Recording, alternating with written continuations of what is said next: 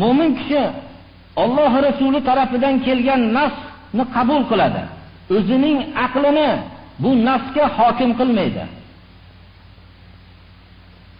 Mu'tazila toifalari aqlini birinchi o'ringa qo'yishib xato qilib adashishdi.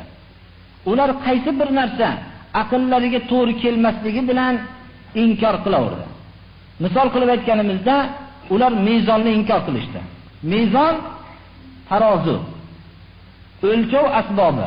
Buni inkor qilishdi. Chunki ular o'zlarining davrida ikkita bir pallasi bor bo'lgan tarozini ko'rishib, bu amallar bir moddiy narsamiki, u pallaga qo'yilib tortiladigan narsa deb aqllariga bu mezon, tarozi esiga aqllariga to'g'ri kelmaganligi uchun mezonni inkor qilishdi.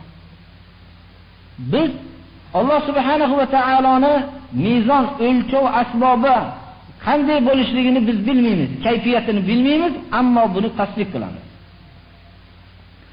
Aqlga, bir odamning aqliga bir narsa to'g'ri kelmasligi bilan mutlaqo aqlga to'g'ri kelmaydi deyishligi juda katta bir xatodir. Balki ayni beaqllik mabodo bitta bo'lsa, shu beaqllikdir.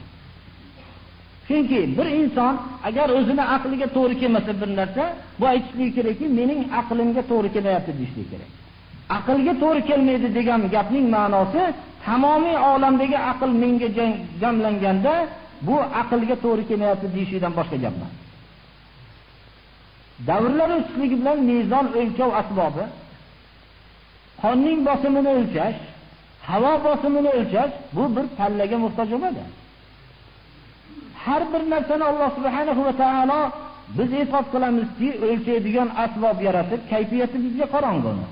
Qanday kayfiyatda bo'lishligini biz bilmaymiz. Lekin Alloh subhanahu va taolo o'lchov asbobini o'zining adolatini ko'rsatishlik uchun bir yaratadiki, buni kayfiyati bizga qorong'u qandayligi, shu mezonni biz tasdiq qilamiz.